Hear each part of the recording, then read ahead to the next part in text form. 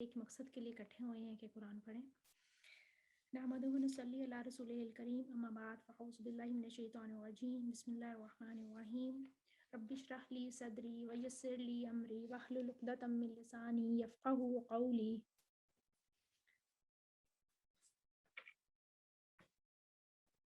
قرآن مجید سفارش کرنے والی کتاب ہے. ابو امامہ رضی اللہ تعالیٰ عنہ بیان کرتے ہیں کہ میں نے رسول اللہ صلی اللہ علیہ وآلہ وسلم کو فرماتے ہوئے سنا، قرآن مجید کی تلاوت کیا کرو، بلا شبہ یہ قیامت کے دن اپنے ساتھیوں کی سفارش کے لیے آئے گا. خوشی کے ساتھ یا کثرت کے ساتھ رمضان میں قرآن کی تلاوت کرنا ہے. اب قرآن کی تلاوت کرنا رمضان میں ایک تو تراویح میں تلاوت کی جاتی ہے، ہم سنتے ہیں، یا پھر ہم خود ہی سے تلاوت کر لیتے ہیں. اب دورہ قرآن کا مقصد رمضان میں کیا ہوتا ہے یا ہمیں اس سے کیا ملتا ہے. بہت سے لوگوں کے ذہنوں میں یہ سوال آتا ہے کہ رمضان میں ہی دورہ قرآن کیوں، یا یہ کہ پچھلے رمضان میں دورہ قرآن کیا تھا، ہر رمضان میں دورہ قرآن کی کیا وجہ ہے. ایک تو یہ کہ یہ سنت سے ثابت ہے. حضرت جبرائیل علیہ السلام نبی صلی اللہ علیہ وسلم کے ساتھ مل کر ہر رمضان میں دورہ قرآن کرتے تھے. اور دوسرا یہ کہ ہمیں دورہ قرآن کرنا، ایک تو سنت پر عمل کرنا ہے، دوسرا یہ کہ ہمیں ایک پتہ چلنا چاہیے کہ ہماری کتاب میں کیا لکھا ہوا ہے. اور وہ اسی صورت میں پتہ چل سکتا ہے جب کہ عبارت جو ہم پڑھتے ہیں، جو آیات پڑھتے ہیں، ان کا مفہوم ہمیں سمجھ میں آئے. اب تلاوت کرنا، ہم میں سے بہت سے لوگ ہیں جو کہ صرف تلاوت کرنا ہی بالکل صحیح سمجھتے ہیں کہ تلاوت کر لی ہے بس ہمارا کام پورا ہو گیا ہے، اب ہمیں اس کے جتنا بھی اجر اور ثواب ملنا ہے وہ مل جائے گا. اس میں کوئی شک نہیں کہ ہر لفظ کے بدلے 10 نیکیوں کا ثواب ملتا ہے، اور ہم جتنے قرآن کی تلاوت کریں گے اتنی ہماری نیکیوں میں اضافہ ہوگا. لیکن کیا ہمیں یہ کنفرم ہوتا ہے کہ ہم جو تلاوت کر رہے ہیں، جو آیات ہم پڑھ رہے ہیں، کیا ہم ان کو صحیح تلفظ سے پڑھ پا رہے ہیں؟ کیا ہماری ادائیگی میں کوئی فرق تو نہیں ہے؟ اگر ہماری ادائیگی میں فرق ہے تو پھر ہم اس کا وہ صحیح ثواب یا صحیح اجر اس طریقے سے نہیں لے سکتے ہیں.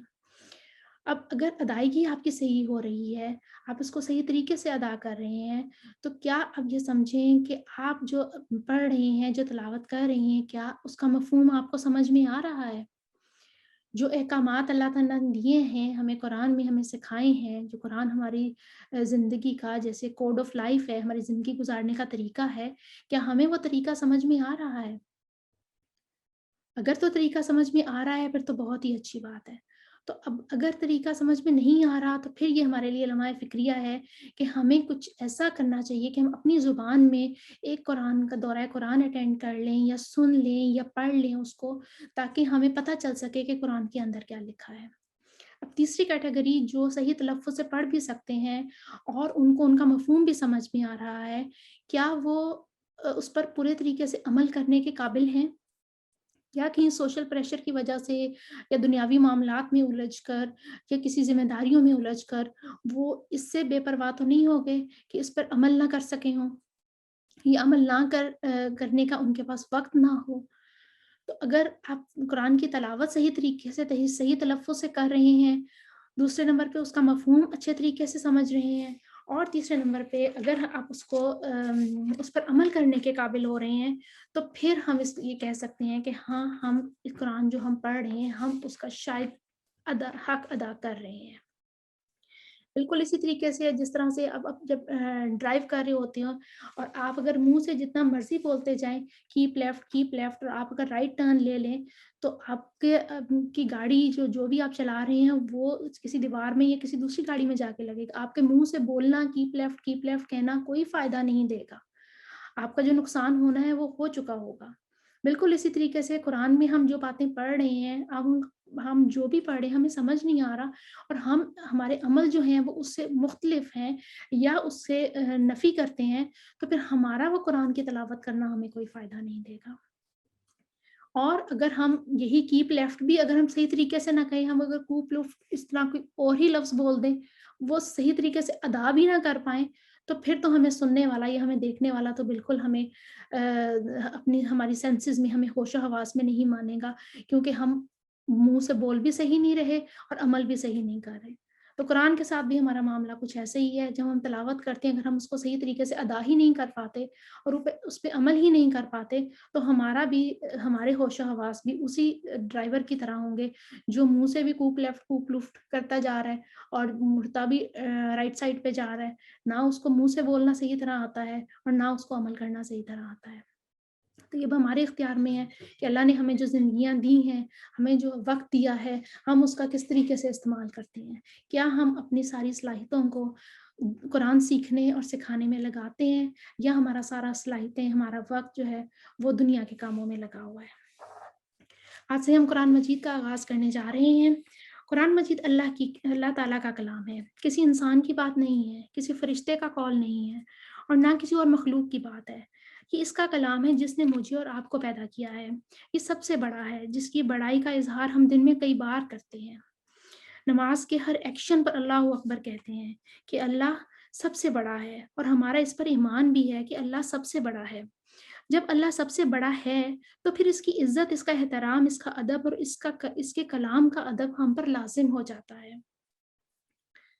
جو ہم پڑھنے جا رہے ہیں. مومنوں کا حال کیا ہوتا ہے کہ جب قرآن ان کی تلاوت ان کے سامنے کی جاتی ہے، قرآن ان کے سامنے پڑھا جاتا ہے، تو ان کی کیفیت کیسے ہو جاتی ہے.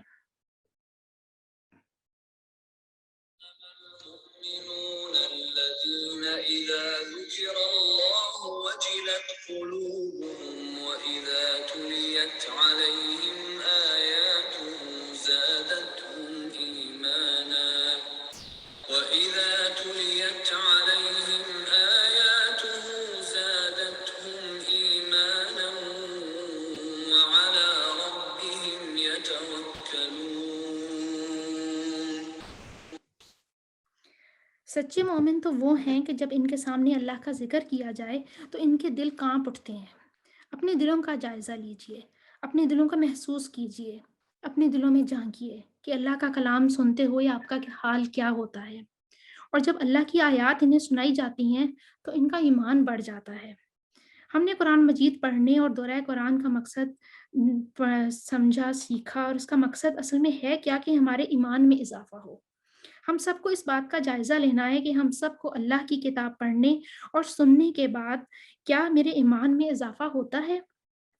جب انہیں اللہ کی آیات سنائی جاتی ہیں تو ان کا ایمان بڑھ جاتا ہے اور وہ اپنے رب اور پر مکمل بھروسہ کرتے ہیں. وہ لوگ جو نماز قائم کرتے ہیں اور جو ہم نے انہیں دیا ہے اس میں سے خرچ کرتے ہیں، یہی لوگ ہیں سچے مومن ہیں، اور انہی کے لیے ان کے رب کے پاس بلند درجات ہیں اور بڑی بخشش اور باعزت رزق ہے. کیا ہمارے دل یہ محسوس کر رہے ہیں؟ کیا ہمارے دل حاضر ہیں یا صرف ہم کانوں سے سنتے ہیں؟ کیا واقعی ہم اپنے ایمان میں اضافے کا ارادہ رکھتے ہیں؟ کیونکہ اللہ کے ذکر سے دلوں کی حالت بدل جاتی ہے. اللہ کے ذکر سے دلوں کو اطمینان نصیب ہوتا ہے. صحیح معنوں میں جو اللہ کا ذکر کرتے ہیں اور جو اللہ کا کلام سنتے ہیں، ان کا حال کیا ہوتا ہے. بعض لوگوں کے بارے میں یہ کہا جاتا ہے کہ جب ان کے سامنے اللہ سبحانہ و تعالیٰ کی آیات پڑھی جاتی ہیں تو وہ ان کا اتنا گہرا اثر لیتے تھے حتیٰ کہ بیمار پڑ جاتے تھے اور لوگ ان کی عیادت کیا کرتے تھے. لیکن ہمارے دلوں کی سختی کا حال کیا ہے کہ جب ہم پر خوف والی آیات پڑھی جاتی ہیں تو بعض اوقات ہم ایسے گزر جاتی ہیں جیسے کوئی معمولی سی بات ہو. وہ اس وجہ سے کہ ہم اس کا مفہوم ہی نہیں سمجھ پاتے، ہمیں اندازہ ہی نہیں ہے کہ کون سی آیات خوف والی ہیں اور کون سی آیات خوشخبری والی ہیں، تو ہم ان کو ویسے ہی پڑھ کے آگے گزر جاتے ہیں.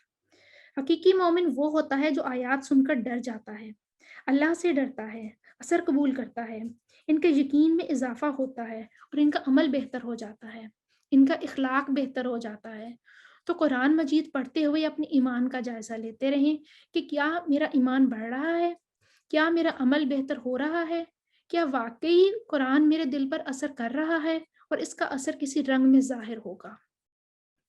کہ ہمیں پتہ چلے کہ ہم اپنے کس اللہ پر بھروسہ کس حد تک کرتے ہیں.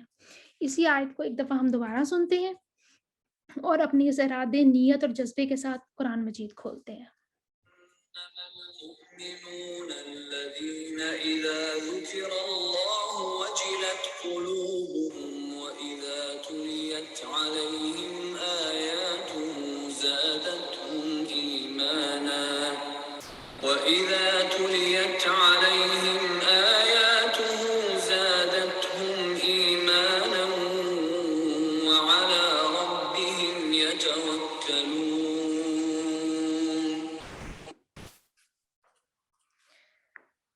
ہم قرآن مجید کا باقاعدہ آغاز کرتے ہیں۔ سورہ الفاتحہ سے قرآن مجید کا آغاز ہوتا ہے۔ أعوذ بالله من الشيطان الرجيم بسم الله الرحمن الرحيم الحمد لله رب العالمين الرحمن الرحيم مالك يوم الدين إياك نعبد وإياك نستعين اهدنا الصراط المستقيم صراط الذين أنعمت عليهم غير المغضوب عليهم ولا الضالين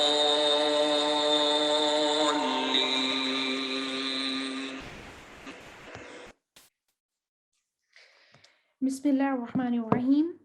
قرآن کا آغاز بسم اللہ سے ہوتا ہے۔ بسم اللہ الرحمن الرحیم، اور ہر کام شروع کرنے سے پہلے اس کی بہت فضیلت بتائی گئی ہے۔ ہر کام شروع کرنے سے پہلے ہمیں بسم اللہ الرحمن الرحیم پڑھنا ہوتا ہے، اور سورہ فاتحہ قرآن شروع کرنے سے پہلے اعوذ باللہ من الشیطان الرجیم بسم اللہ الرحمن الرحیم دونوں پڑھنا ثابت ہے۔ سورہ الفاتحہ قرآن مجید کی سب سے پہلی صورت ہے جس کی احادیث میں بڑی فضیلت ہے۔